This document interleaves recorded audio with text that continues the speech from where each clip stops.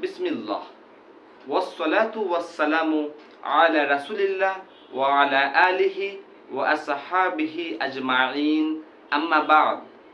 সুপ্রিয় দর্শক, কাছে এবং দূরে যে যেখান থেকে আমার এই ভিডিও দেখতেছেন, সবাইকে মুবারকবাদ। আজ আমরা খুবই গুরুত্বপূর্ণ একটা বিষয় আলোচনা করব, আর তা হচ্ছে পবিত্র কোরআনের একটা সূরা।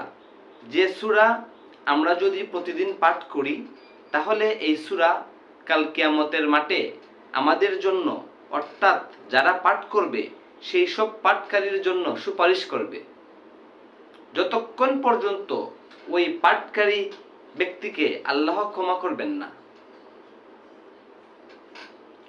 সুবহানাল্লাহ। তাহলে আমরা আসুন হাদিসে চলে যাই, দেখি হাদিসে রাসূল সাল্লাল্লাহু আলাইহি ওয়াসাল্লাম কি বলেছেন। আবু দাউদ 1400 নম্বর হাদিস, রাসূল সাল্লাল্লাহু আলাইহি ওয়াসাল্লাম বলেন, মিনাল কুরআনি 30 আয়াহ, কুরআন থেকে 30টি আয়াত আছে। শাফাআতি রাজুলিন, এই 30টা আয়াত ওই পাঠকারীর জন্য সুপারিশ করবে। কতক্ষণ সুপারিশ করবে? হাত্তা গুফিরা আলা, যতক্ষণ পর্যন্ত আল্লাহ ওই পাঠকারী ব্যক্তিকে ক্ষমা করবেন না, ততক্ষণ পর্যন্ত কুরআনের এই 30টা আয়াত ওই ব্যক্তির জন্য সুপারিশ করতে থাকবে। এই 30টা আয়াত কি? ওয়াহিয়া তাবারাকাল্লাযী বিয়াদিহিল মুলক। এই 30টা আয়াতের শুরু হয়েছে তাবারাকাল্লাযী বিয়াদিহিল মুলক দ্বারা। আর আমরা সবাই জানি এই আয়াত দ্বারা যে সূরাটা শুরু হয়েছে সেই সূরার নাম হচ্ছে সূরাতুল মুলক। সুতরাং আমরা প্রতিদিন যদি সূরা মুলক পাঠ করি, কখন পাঠ করতে হবে এটা সুস্পষ্টভাবে হাদিসে আসে নাই, তবে কিছু কিছু বর্ণনা দ্বারা বোঝা যায় যে এশার নামাজের পরে এই 30টা আয়াত পাঠ করা উত্তম।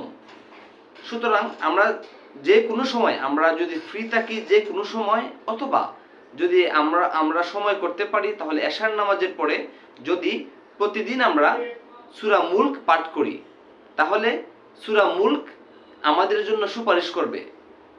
কোন সময়? কাল কিয়ামতের মাঠে যখন আমরা আল্লাহর বিভিন্ন শাস্তির আসামি হব, তখন এই সূরা মুলক আমাদের সামনে দাঁড়াবে এবং আল্লাহর কাছে সুপারিশ করবে, ইয়া আল্লাহ, আপনি আমার পাঠকারীকে ক্ষমা করে দিন, আমার পাঠকারীকে ক্ষমা করে দিন। কতক্ষণ পর্যন্ত সুপারিশ করবে? হাত্তা গুফিরা আলা, যতক্ষণ পর্যন্ত আল্লাহ আমাদের ক্ষমা করবেন না, ততক্ষণ পর্যন্ত সূরা মুলক তার সুপারিশ চালিয়ে যেতে থাকবে। সুবহানাল্লাহ। এই এত ফজিলতপূর্ণ একটা সূরা, এমন ফজিলতপূর্ণ সূরা কোরআনের অন্য কোনো সূরার মধ্যে আছে কিনা আমরা তা সুস্পষ্টভাবে পাই না। সুতরাং আমরা পবিত্র কোরআনের অন্যান্য সূরা তো পড়বই, বিশেষ করে সূরা মুলককে আমরা বিশেষ গুরুত্ব দিয়ে পড়ব এবং মনে মনে আমরা আল্লাহর আশ্রয় চাইব, আল্লাহর কাছে সাহায্য চাইব, যেন আমাদের পক্ষ হতে সূরা মুলক আল্লাহর কাছে সুপারিশ করে। সুতরাং আমার এই ভিডিও যারা দেখতেছেন, সবাই আমার এই ভিডিওটা শেয়ার করে দেন, অন্যান্য মুসলমান ভাই বোনদের জানার চেষ্টা করে দেন।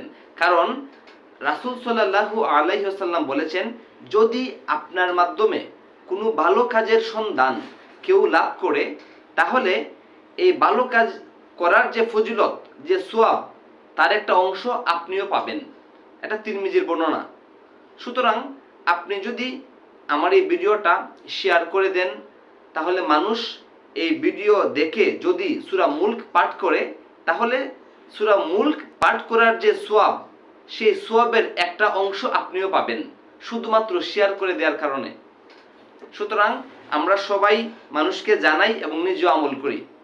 সুবহানাকা আল্লাহুম্মা ওয়া বিহামদিকা আশহাদু আল্লা ইলাহা ইল্লা আনতা আস্তাগফিরুকা ওয়া আতুবু ইলাইক।